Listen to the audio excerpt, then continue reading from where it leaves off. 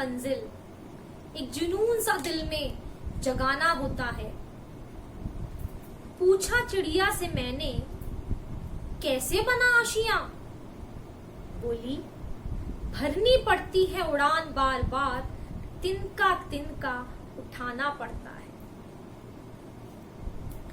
तो स्टूडेंट्स, अगर आपको ऐसा लगता है कि सिर्फ एक ही दिन में पढ़कर आप एग्जाम्स में 80% या 90% मार्क्स ले आएंगे, तो ये छोटी सी जो चिड़िया है ये आपको सीख दे रही है कि एक ही दिन में कोई आशियाना या हम मंजिल नहीं पा सकते हैं, बल्कि हमें धीरे धीरे कंसिस्टेंटली एक एक कदम आगे बढ़ाना होता है।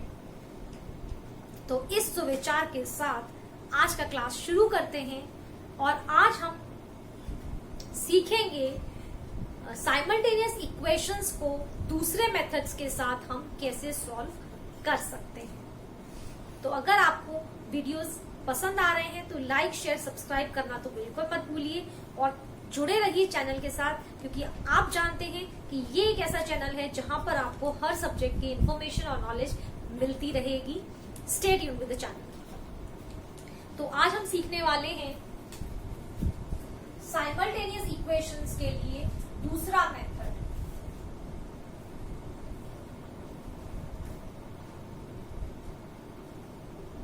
साइमल्टेनियस इक्वेशंस, जिन लोगों ने पहला वीडियो नहीं देखा है, जो नहीं जानते हैं कि साइमल्टेनियस इक्वेशंस क्या हैं, वो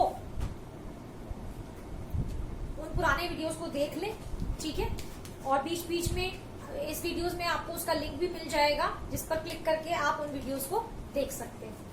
तो यहाँ पर हम डिस्कस कर रहे हैं अब सेकेंड मेथड को, और इस मेथड का जो है नाम है एलिमिनेशन मेथड। एलिमिनेशन। स्टूडेंट्स देखिए, मैं कोशिश कर रही हूँ आपको कि इन मेथड्स के नाम के साथ ही ये मेथड्स आपको जो है याद हो जाएं।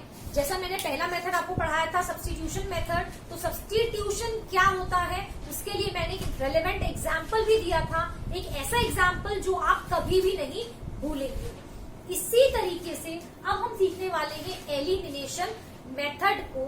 तो एलिमिनेशन का क्या मीनिंग है?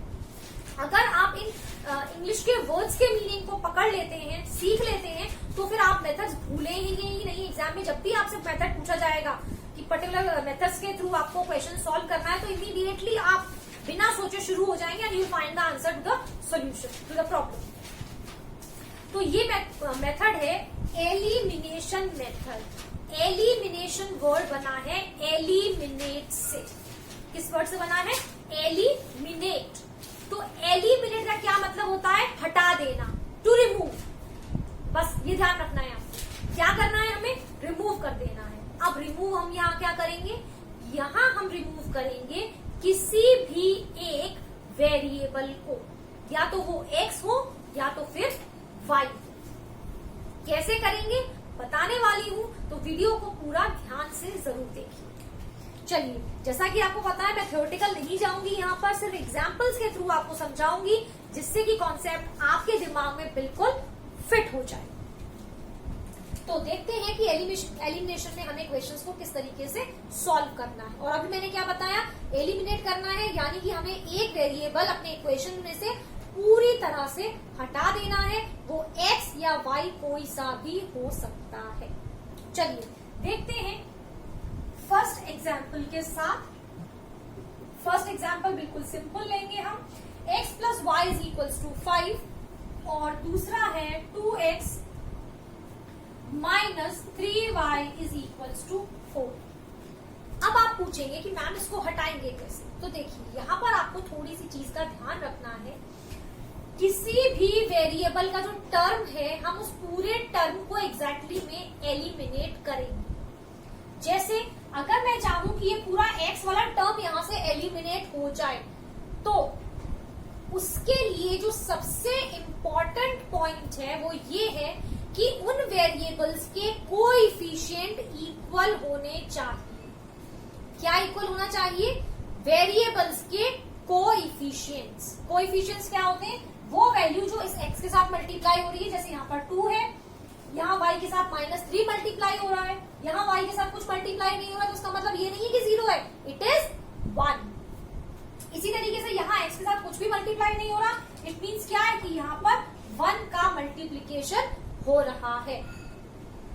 तो अब मुझे करना क्या है, किसी भी एक वेरिएबल का जो टर्म है मुझे पूरा का पूरा टर्म एलिमिनेट करना है। उसके लिए मुझे क्या चीज करनी है, the coefficient of the variable should be equal. तो अब वो इक्वल कैसे होगा, सपोज करिए मैं चाहूं कि यहाँ से 2 वाला जो x वाला टर्म है ये एलिमिनेट हो जाए, तो ये कब एलिमिनेट कर पाऊंगी मैं, जब यहाँ पर भी 2x हो, लेकिन वो तो है नहीं। तो अब हम क्या करेंगे, हम करेंगे अपनी इक्वेशन को 2 से मल्टीप्लाई, पूरी इक्वेशन को मल्टीप्लाई करेंगे, सिर्फ एक x वाले टर्म को नहीं। और ये बात आपको बहुत अच्छे से पता है कि अगर हम कोई भी चीज ऐड, सब्ट्रैक्ट, मल्टीप्लाई या डिवाइड करते हैं तो the same has to be done with all the terms of that particular equation. तो ये हम मल्टीप्लाई कर लेते हैं, तो ये इक्वेशन मेरी हो जाएगी 2x plus 2y is equals to 10, और दूसरी वाली तो एज इट इज है ही, तो 2x minus 3y is equals to 4। अब क्या करना है, इतना करने के बाद आपको दोनों इक्वेशंस को ऐड या सब्ट्रैक्ट करना है, डिपेंडिंग कि ये दोनों टर्म्स कब एलिमिनेट हो पाएंगे। क्योंकि ये पॉजिटिव 2x है और ये भी पॉजिटिव है, तो अगर मैं नीचे वाले को नेगेटिव कर दूं तो ये दोनों टर्म्स सब्ट्रैक्ट हो जाएंगे, बिल्कुल है ना, ये आपको पता है। तो 2x में से माइनस 2x किया तो 0 हो गया, यानी x वाला टर्म एलिमिनेट हो गया। अब यहाँ क्या बचा, प्लस का 2y और प्लस का 3y, तो ये कितना हो जाएगा 5y is equal to 10 minus 4 gives you 6। तो y की वैल्यू यहाँ पर आ गई 6/5। बस इतना ही करना है। जब y की वैल्यू आ गई 6/5 तो आप अपने कोई भी दोनों इक्वेशंस में से किसी एक में पुट करके x की वैल्यू फाइंड कर सकते हैं। तो यहाँ से x की वैल्यू निकाल लेते हैं। तो मैं फर्स्ट वाले एक्सप्रेशन में रख ले रही हूँ, तो x plus y is equal to 5, तो x plus 6/5 is equal to 5। It means x की वैल्यू कितनी हो गई 5 माइनस 6/5, तो ये कितना हो जाएगा 25 minus 6/5। It means x is equal to 19/5। ये वैल्यू आ गई x की और ये वैल्यू आ गई y। बस यही है एलिमिनेशन मेथड। हाँ, वीडियो खत्म नहीं हुआ, वीडियो में तो अभी 2-3 क्वेश्चन हम और लेंगे। इस कॉन्सेप्ट को और अच्छे से क्लियर करने के लिए ये एक सिंपल क्वेश्चन था, थोड़ा सा एक अच्छा सा क्वेश्चन लेंगे जिसे देख के आपको थोड़ा सा डर लग रहा होगा, है ना। तो अब वीडियो बंद मत करिए, अभी आगे देखते रहिए। तो आई होप ये मेथड आप सबको समझ में आ गया होगा। सिंपल है। क्या करना था हमें, सबसे पहले क्या चेक करना है हमें, सबसे पहले हमें जो है चीज चेक करनी है, वो चीज है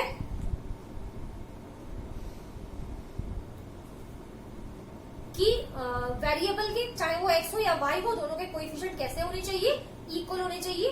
फिर जो इक्वेशंस नहीं है अगर इक्वल, तो आप उसमें चेक करेंगे कि क्या मल्टीप्लाई करेंगे कि किसी एक का वेरिएबल इक्वल हो जाए। सपोज करिए मेरे को जो y का इक्वल करना पड़ता, तो मैं फर्स्ट वाले एक्सप्रेशन में क्या मल्टीप्लाई करती, -3y, है ना।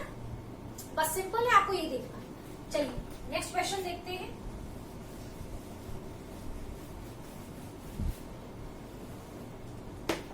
नेक्स्ट क्वेश्चन है, एक और एग्जाम्पल हम यहाँ ले लेते हैं। नेक्स्ट एग्जाम्पल गिवन है x/2 प्लस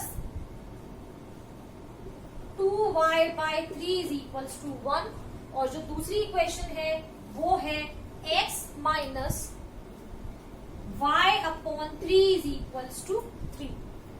ये इक्वेशन है, फर्स्ट ये है और सेकेंड ये है। अब यहाँ नीचे डिनोमिनेटर में भी वैल्यू आ गई, फ्रैक्शन के फॉर्म में आपको दिया हुआ है टर्म, तो कुछ नहीं, बहुत सिंपल है। आपको पता है क्या करना है, आपको क्या करना है, एलसीएम ले लेना है यहाँ पर। तो ये आ गया 6, ये हो जाएगा 3x plus 4y is equal to 1, और अगर हम यहाँ पर भी ले लेते हैं तो 3x minus y/3 is equal to 3। अब ये 6 उधर मल्टीप्लाई कर देंगे, क्रॉस मल्टीप्लाई, तो 3x plus 4y is equal to 6। ये आ गई आपकी फर्स्ट इक्वेशन।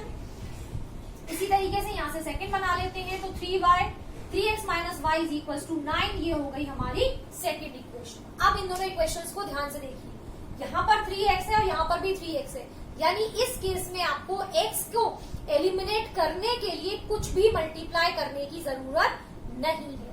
तो बस हम क्या करेंगे, इन दोनों को हम सॉल्व करेंगे। तो 3x plus 4y is equal to 6, और इसके नीचे मैं लिख लेती हूँ 3x minus y is equal to 9। Here I am subtracting, this is plus and this is minus, ये दोनों एलिमिनेट हो गए क्योंकि ये 3x दोनों पॉजिटिव थे। यहाँ क्या हो गया 4y प्लस 5 हो गया 5y इज इक्वल्स टू 6 में से 9 माइनस करेंगे तो माइनस का 3 बचेगा।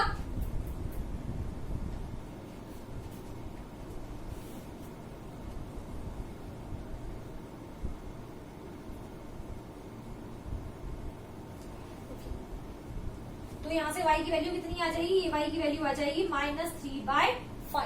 ये आ गई आपकी y की value.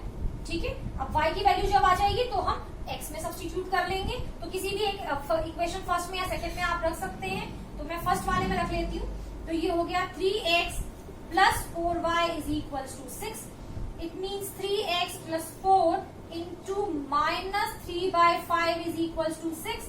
It means this is 3x -12/5 is equal to 6।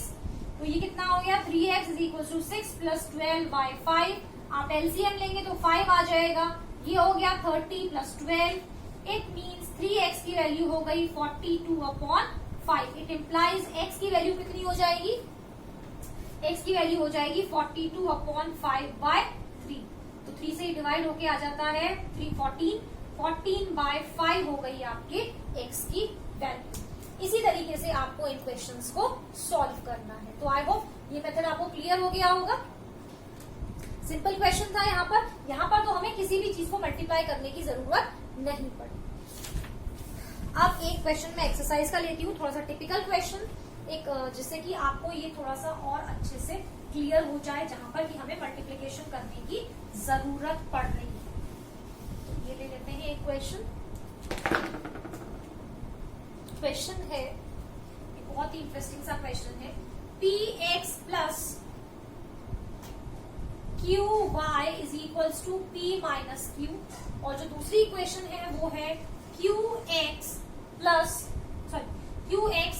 Minus py is equals to p plus q।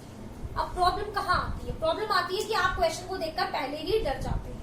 अब देखिए फिर से मैं यही चीज बताऊंगी, आप चाहे तो x के कोएफिशिएंट इक्वल कर लीजिए, आप चाहे तो y के कोएफिशिएंट्स इक्वल कर लीजिए।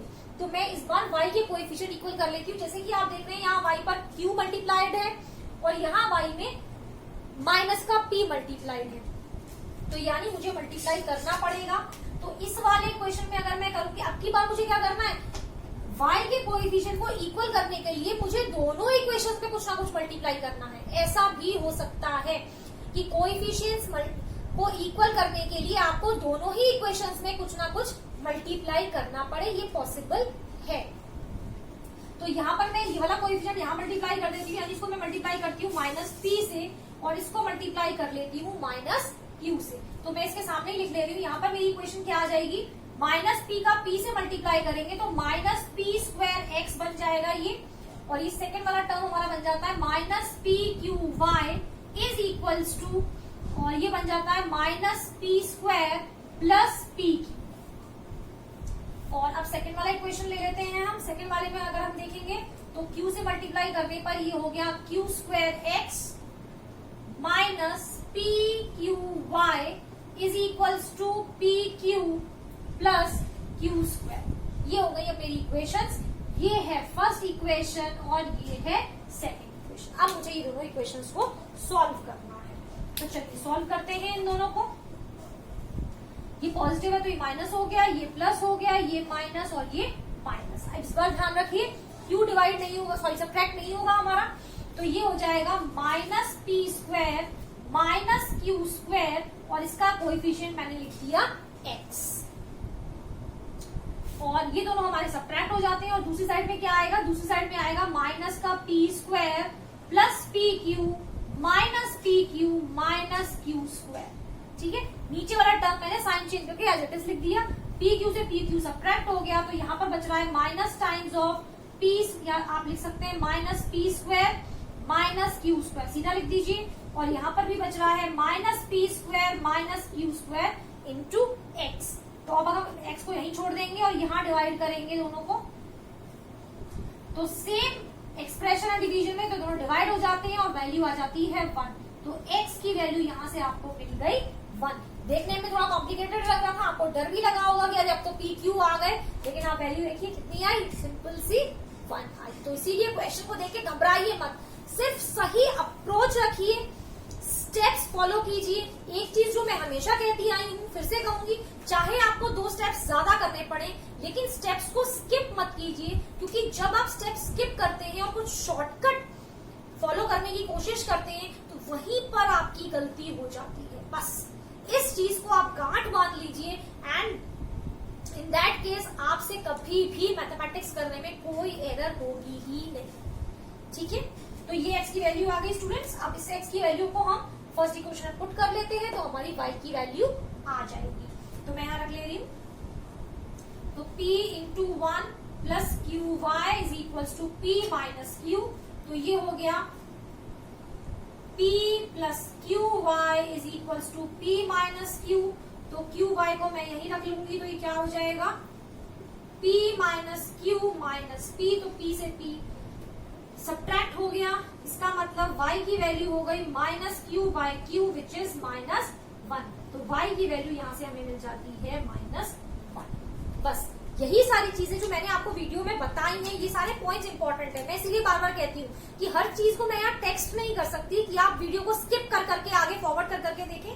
जो जो चीजें मैंने बोली हैं वो बहुत इंपॉर्टेंट है, इसीलिए पूरे वीडियो को लास्ट तक जरूर देखा कीजिए, क्योंकि उसके बाद जब आप वीडियो देखने के बाद बंद करेंगे तो आपको लगेगा कि हाँ आज तो मैंने कुछ नया सीख लिया और इतने सिंपल तरीके से सीख लिया कि मैं आज तक समझ ही नहीं पाया था। तो वीडियो जरूर देखिए पूरा, है ना।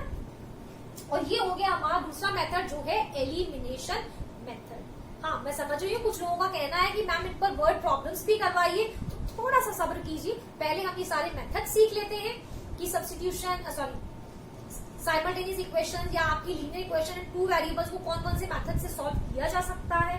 उसके बाद हम सीखेंगे इस पर बेस्ड वर्ड प्रॉब्लम्स को भी, क्योंकि अनडाउटेडली वर्ड प्रॉब्लम्स भी एग्जाम्स में बहुत पूछे जाते हैं। ठीक है, तो घबराइए नहीं, सभी चीजें आएंगी, स्टेप बाय स्टेप चल रहे हैं हम, सारी चीजें आने वाली हैं। बस आपको करना थोड़ा सा काम है, चैनल के साथ जुड़े रहिए, लाइक शेयर सब्सक्राइब करते रहिए। ठीक है, फिर मिलेंगे नेक्स्ट वीडियो में, इसका ही एक और थर्ड मेथड सीखेंगे। Till then, enjoy learning and stay tuned with the channel. Bye-bye. Click below to subscribe and watch more videos.